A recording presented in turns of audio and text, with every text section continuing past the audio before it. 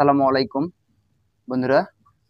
আপনাদের গরুর গায়ে যদি কখনো ঘা হয়, অনেক টাকা খরচ করে ঘা ভালো হচ্ছে না এরকম, তো আজ আমি আপনাদের দেখাবো গরু গায়ে ঘা হলে কি করে ঘরোয়া পদ্ধতিতে কোনো টাকা পয়সা খরচ ছাড়াই গরু ঘা ভালো হবে।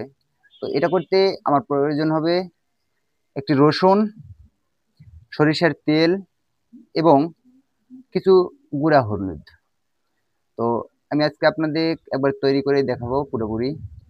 তো বন্ধুরা, যদি আমার ভিডিওটি ভালো লাগে, যদি এ ধরনের পরামর্শমূলক ভিডিও সবার আগে পেতে চান, তবে আপনাদের বলবো অবশ্যই অবশ্যই আমার চ্যানেলটি সাবস্ক্রাইব করবেন এবং আমার চ্যানেলের পাশেই থাকবেন। আমার ভিডিওতে লাইক কমেন্ট শেয়ার করে উৎসাহ দিবেন এগিয়ে যাওয়ার জন্য। তো বন্ধুরা, চলেন কথা না বাড়াইয়ে ভিডিও শুরু করি। তো দেখেন, আমি রসুন রসুন নিয়েছি। এই রসুন একটা একটি করে ভালো করে পরিষ্কার করে নিতে হবে। পরিষ্কার করে নিয়ে রসুনগুলো থেঁতো করে নিতে হবে। আপনার কতখানি জায়গায় লাগাবেন, কত কত কি কি লাগবে, এর উপর নির্ভর করে আপনি রসুন থেঁতো করে নেবেন। রসুনগুলো থেঁতো করে নেওয়ার পরে সেখানে সরিষার তেল দিবেন। সরিষার তেল আপনার পরিমাণ মতন, আপনার কয়টা গরুতে ঘা হয়েছে বা কতখানি জায়গাতে কতখানি কি লাগবে, এটার উপর পরিমাপ করে ওষুধ নেবেন সরিষার তেল, এবং সেখানে পরিমাণ মতন আপনার হলুদ ব্যবহার করবেন।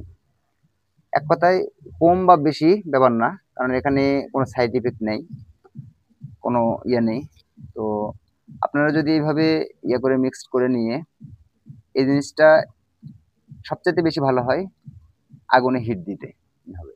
আগুনে হিট দিয়ে গরম করে নেওয়ার পরে এই পেস্টটা ঠান্ডা করে নিয়ে গরুর যেখানে ক্ষত হয়েছে সেখানে লাগালেই ভালো ভালো হয়ে যাবে। আসুন আপনাদের দেখাবো।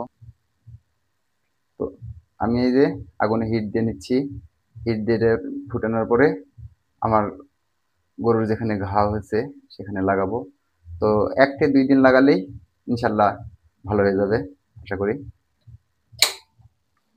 অনেক সময় দেখা যায় গরু পাকা ঘরে শুয়ে থাকলে এই যে এখানে মানে গরুর সাইডের পায়ের সাইডে, গরুর বুকরায় নিচে এই ঘা দেখা যায়। তো এই ধরনের জায়গাতে যদি আপনি এইভাবে হালকা করে একটু লাগাই দেন, হালকা করে যদি লাগাই দেন, অবশ্যই আপনার গরুর ভালো হয়ে যাবে।